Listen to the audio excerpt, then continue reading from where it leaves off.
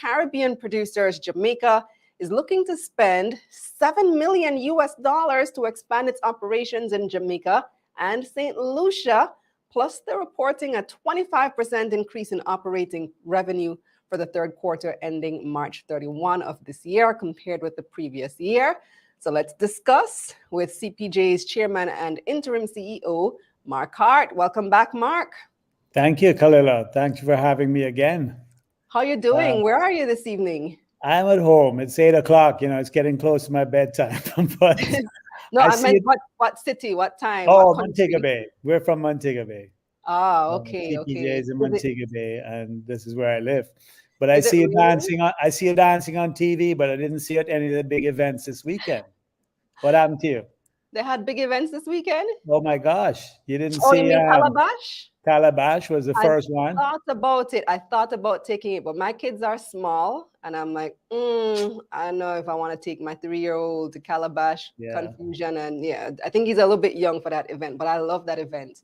I used to go all the time. It was incredible this year. They had some very big names drop in. I saw Angelina Jolie was there. Yeah, and Padma from Top Chef. Ah, nice. And others. Yeah, it looked like it was great because I'm big into literature. I don't know if you know this about me, but I actually have self-published 2 books, one with poetry and one with short stories. I used to be heavy on the literature scene back in the day. Wow, okay. So now you're going to make money. Now you're only about money, right? Not only. No, but you really do make talking about money seem, like really the right thing to do, and I think it's a good thing. Which is how it's supposed to be, because I feel like too much of the discussion, even when we talk about companies like yours, it's all this button up, it's this stiff, but that's not what money is about. Money affects everybody. Money affects the entire economy. It affects all of us. It affects our jobs. It affects how many people you can hire at CPJ. So it's important for us to talk about it in a way that everybody can relate to, because it affects all of us, right? Exactly. So the last time there was a past prime minister that always said it takes cash to care, right? Exactly. And nothing can be truer than that. And then of course Michael Bolton was on Saturday night, which I drove over for the ISA Foundation event. Right, and CPJ made a big commitment to supporting that charity, which is, they do great work in the hospitals. And, we had about 3 bars there. We put our food there, and it was also another great event. So next year, maybe we'll see you out, right? Yeah, maybe I'll see how my son stay next year. If I think he can manage one of those events at 4, we'll see. Right, exactly. 3, it's rough. Exactly. Yeah. And then with the heat too. But so last time you were here talking about CPJ, it was because you were the best performing stock on the stock exchange, right? And at that time, you gave us the breaking news that you're going to be opening in St. Anne. Which we did. At Drax Hall, and I have since stopped by and seen the location, and I'm like, okay, good. It's so cool that you told me that on this show, and now here we are actually seeing it coming to fruition. So just give us an update of how the company has been doing over the past year. So the company's been doing great, and the stores, that CPJ Market in Drax Hall is doing fantastic. We're getting a lot of support there. And of course, we opened our flagship store in Montego Bay about a year now. And that's really a store to see, Kalila. We've got like tremendous support, reviews. The sales have gone up over 100% over the store that we had in place prior to this. So that model of doing our retail, our markets, and we call them like chef markets.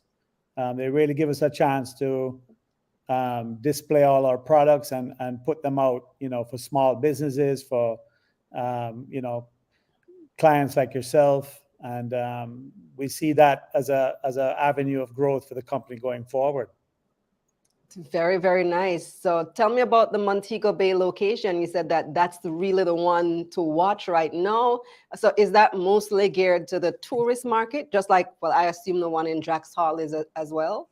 Right. So it is geared for small businesses. So anybody that has a small restaurant, it could be a gourmet restaurant or pizza place, or it could be, even just a local cook shop.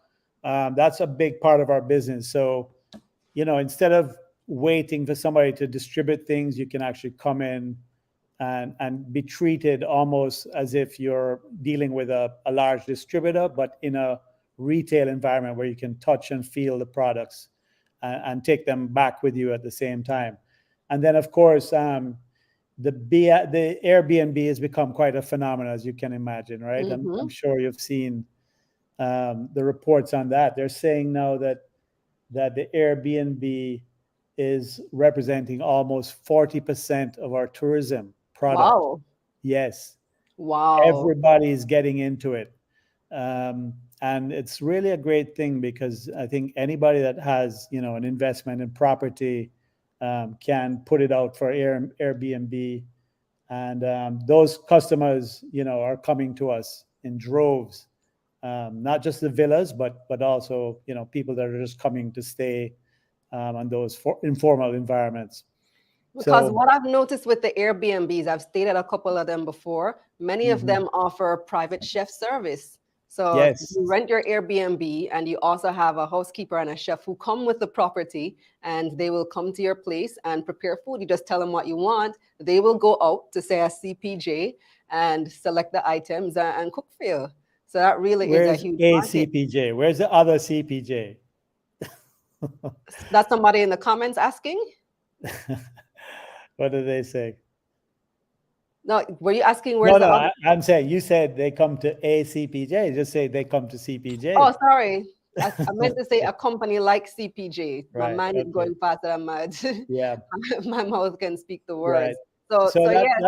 That's been a great success for us. And then, of course, our traditional business, hospitality, is going leaps and bounds.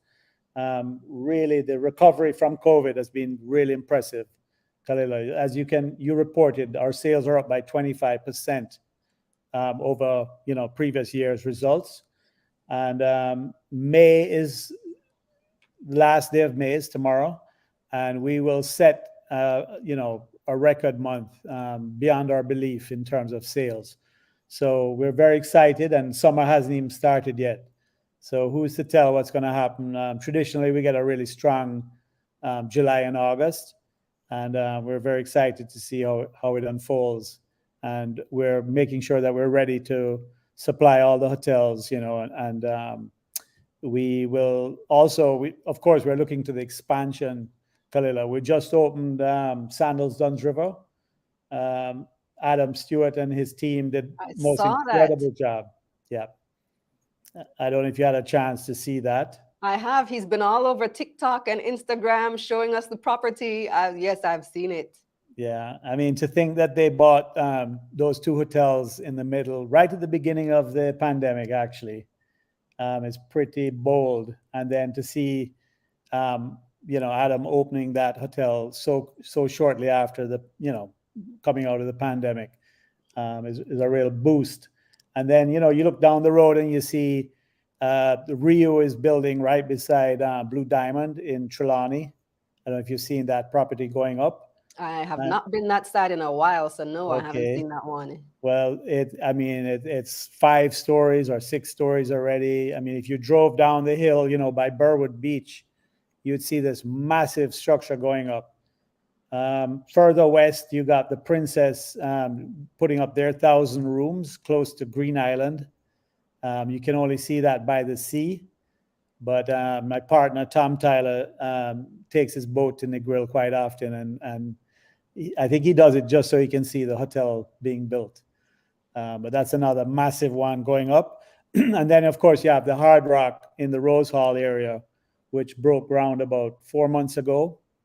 And they're starting to, they're piling right now, but we expect that to start coming up out the ground in the next few months. So CPJ cannot wait for these things to be built. We have to anticipate when they open. So we're doing everything we can now. And that's what you're seeing here with this push for CapEx to make sure that we're ready for when these guys open, that we can supply and maintain our share of business. Mm-hmm. You know what, guys, you money makers watching, Mark makes such an important point, because many of you, well, most of you watching right now are investors. And when you think about investing in the tourism sector, you can't just think direct tourism, Dolphin Cove and them. You have to think who serves the sector. And this is companies like CPJ who service the sector, who benefit when tourism expands. You have to think Knutsford Express, all of these companies that are affected and impacted and serve the sector, and they grow and generate revenue when tourism is doing well. We have a couple of questions from the audience already. Ricardo wants to know, well, I guess you answered his question already. How is the performance of the hotel chains that you supply with the increase in visitor arrivals? So, Kalila, I'm really impressed with the way, as I said, that they've rebounded. Everybody has raised their rates because, you had some inflation, and they've been able to raise their rates and maintain the level of business with increased room rates. But to be honest with you, seeing how these large chains navigated, a catastrophic event, basically shutting them down completely for close to 6 months, and then a very gradual rebuilding, has given me a level of confidence that I never had before. Wow. Even before COVID?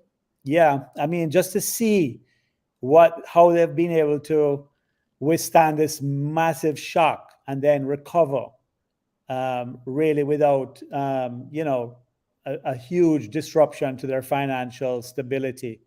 Some of them, of course, Playa made a very aggressive move selling those properties. The Sandals, they wanted to bring in the cash. But that's the only one I can really point to. Just to see, how they managed it, and they're back in business and they're thriving. It's just a wonderful thing.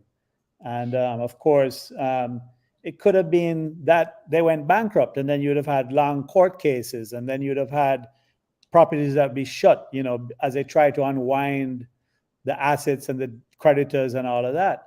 We never saw any of that, and thank God. Producer Stashel, make a note. I think we need to visit Mobe and do a special feature or some type of feature just showing the rebound of the resilience, the rebound, and all the construction that is going on, the new properties going up. I think we need to document that for the show. You should, because it's a wonderful story, and all my friends were involved. I have Ian Dare from Margaritaville. Just think what he went through, at the airport with the massive investments that they made, and those were closed. And then you had John Biles, with Chukka, and having businesses all throughout the Caribbean, having to basically wind them down and try and keep people employed. You had tour companies, it's countless. It goes on and on. Of course, the hoteliers themselves. So it was a pretty, for us down here, Kalila, it was a major event. We all banded together. The Minister of Tourism created a task force, which a lot of these people I just mentioned were involved with, and really did an incredible job. And it's something that, as you said, should be told and documented. And you are an excellent person to do that. Yeah, I'm sure everybody would open up to you because you're very engaging. Oh, thank you. All right, next question comes from our good friend Nano Sense. He's a farmer, and he wants to know what percentage of your products are sourced locally. Okay, so anytime we can source things locally, we like to do that. We do have some fairly large brands that we represent. We sell a lot of the Surge Island products like milk and other fats and things that they make. We sell Eaton sauces into the hotels. We do some business with other manufacturers here. We do not sell any produce, farm produce, and that's a complicated decision because the tax structures for imported produce, and you'd really need to have a combination of imported produce with the locally farmed products. Despite our market and our incredible cold chain and being able to represent the farmers, we're just unfortunately there's some things that are preventing us from doing that in the policies. We'll still try and pursue that. But the local market does supply tourism very heavily, Kalila, and I think it's understated, but we are certainly open. We have a processing plant. We process over 1,000 pigs a month. Those are all local, and we make products, hams and sausages and all those nice things. I hope you've had some if you eat meat. I have actually, but the question was about percentage. Do you have a percentage that's local to it's a low percent. It's not. I don't actually track that as a percentage. If I was to guess, it would be under 10%. Is it a capacity issue where you're not able to source enough locally? Yeah. The hotels, they demand a very wide range of products. We carry over 4,000 items, and overall, I don't know what the percentage is that the hotels use, but as I said, we don't necessarily. There are a lot of major suppliers that go direct to the hotels with local products. Of course, all chicken locally, locally.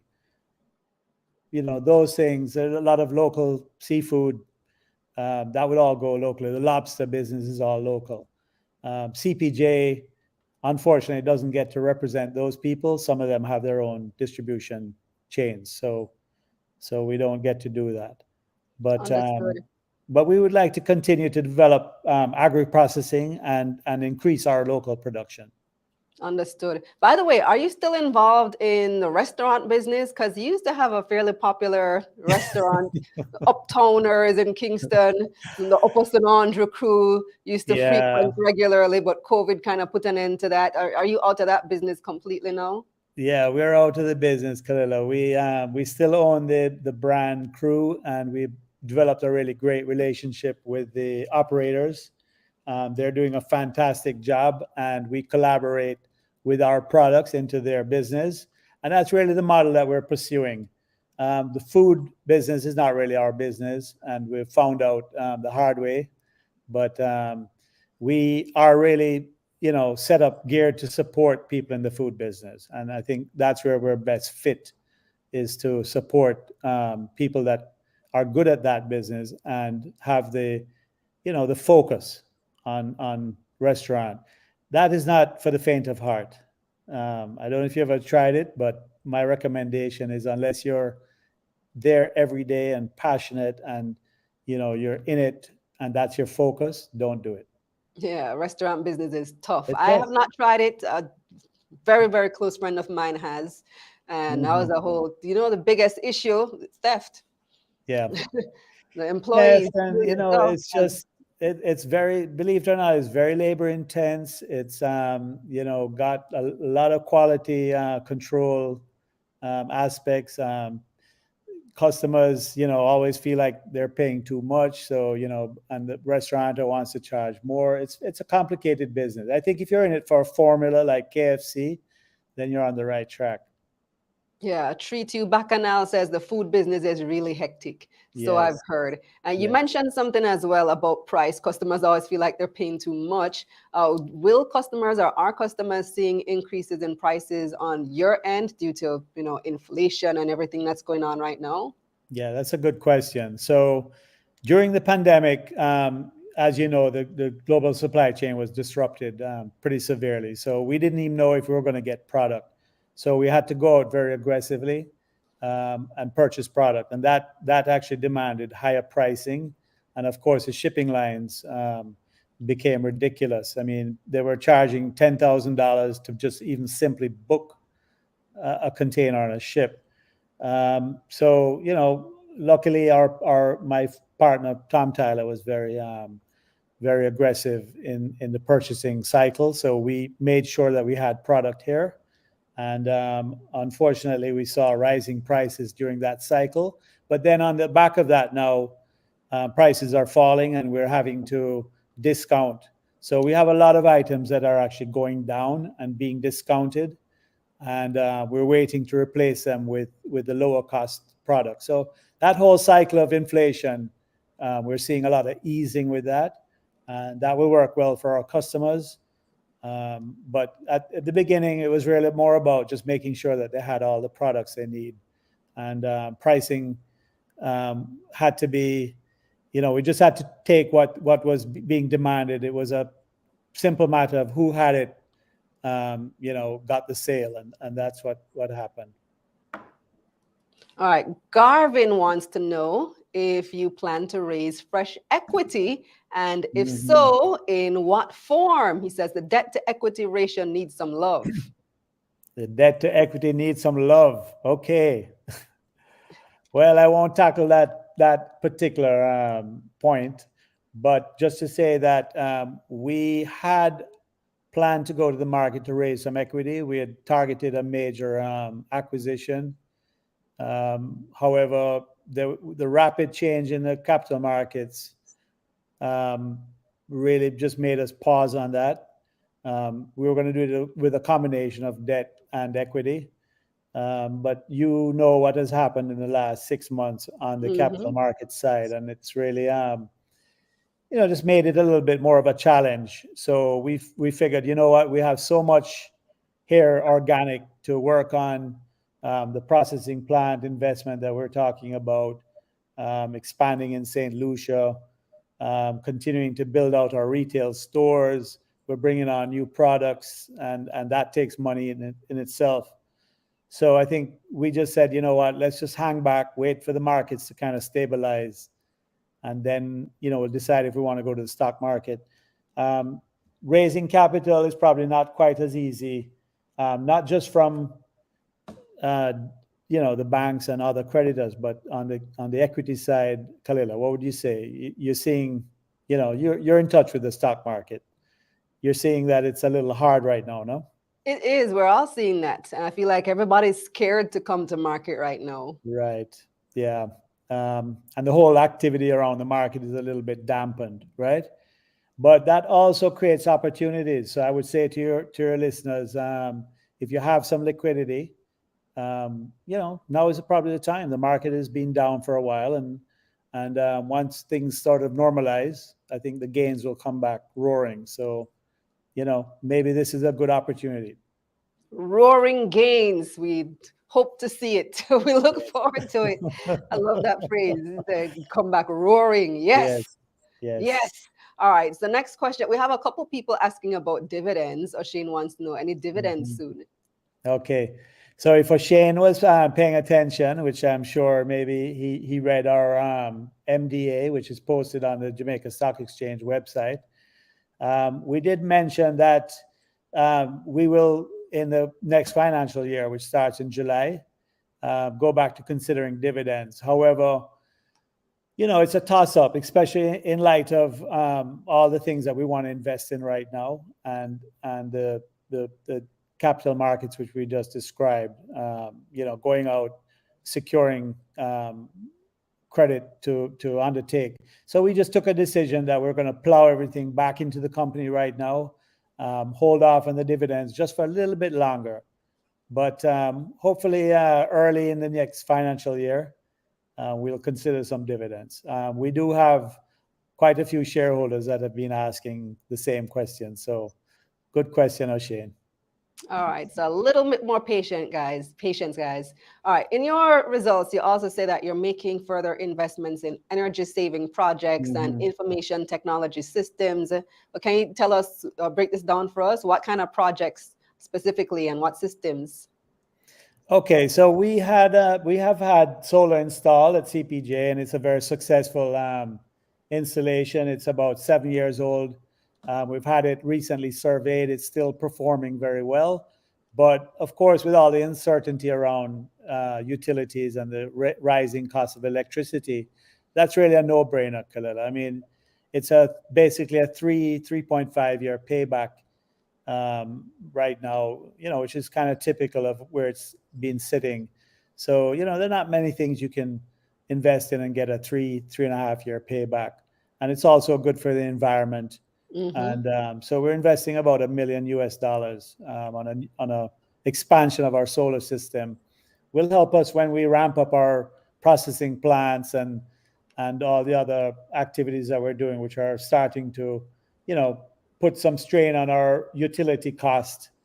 We've seen those go up, since the lows, and with all the unstable global activities around Ukraine and other things that are forcing. We just don't know what can happen with the price of electricity. So we want to make sure that have some alternate energy, renewable energy in the ground to offset any uncertainties that may come along in the next year or so. We hope it doesn't happen because it affects everything. It affects everybody. Absolutely. Yeah. All right. You mentioned earlier that you're expanding to St. Lucia and in Jamaica as well. Why St. Lucia specifically? Is that like well, it has been a hot destination, but why the CPJ? Right. So we're starting to do really well in St. Lucia. It's the company there is only about 7 years old. We have a joint venture with a very prominent family there, the Dubele family. CPJ owns 51% of the company. We started largely because of the pandemic. We wanted to diversify when hospitality was in a sudden decline.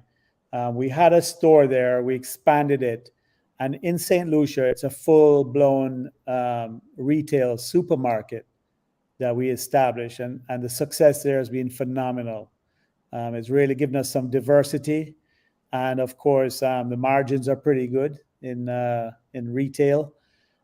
So another opportunity has come up in a fantastic location in St. Lucia, and we know what we're doing. We're running it very well. It's contributing very nicely to the bottom line there. So we're going to go forward. It's about a $3 million investment. The developers of the area that we're going into are helping to support us with some of the infrastructure. Of course, we have to pay for it, but they're putting up some of that. And then CPJ will put in its portion. And we have high hopes that it's going to be just another level of diversification, but also great profitability in St. Lucia. So we're excited. And Good of course, stuff. we're tying the systems together. That's part of the ERP, that we're planning to put in the next year or two. And you also have plans for a processing plant. Do you have a location? Where is that going to be? The processing plant is actually existing, but we have held back on investing in the processing plant for several years, Kalila. It's expensive. It's real expensive. One machine that we're going to buy is going to cost us $1.4 million US. Ouch. One machine. And my partners wanted this machine for a long time. What type of processing, by the way? This is meat processing? Primarily meat processing. Yeah. So we've been basically operating at full capacity for several years. And, the equipment is just not allowing us to take it to the next step. We want to get into exporting. We've done some exporting of our meat process products, but we feel that if we make the investment now, we can really tie into some exports. And then, of course, I just spoke about the expansions taking place in the hospitality sector. When these hotels open, they're going to need products, and we can't be trying to make products in an old beaten up factory. Not that we have an old beaten up factory, but you know what I mean. I mean, things do depreciate over time. And that plant is about 10 years old. So we're making a commitment right now to be ready and also to have it export. And then it will allow us to do further R&D, develop some really nice products, bring some new things to the market, which hopefully, you'll get to see those in the retail space in the next 6 months or so.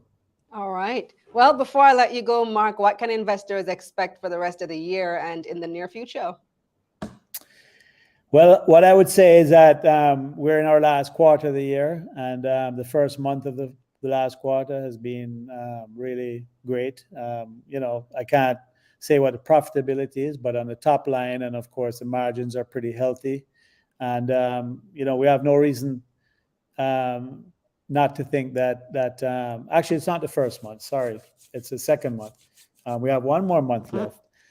But we have no doubt that we're going to be able to close the quarter very strong and deliver a good year results. And going into the next financial year, we're setting the stage to have a really fantastic year, and we're going to work like hell at it. And we think we have all the pieces in place, and we're making some moves now with these investments that I think will add to our capabilities at CPJ. Things are looking really great, Kalila. Well, we're happy to see it, and we're here for the ride. We'll be watching you and rooting for you. Thanks so much for joining me, Mark. Please come to Montego Bay, and we'd love to show you around. We've got to make it happen. If you want to do that story, let me know. Yes, we are going to make it happen. Thanks again.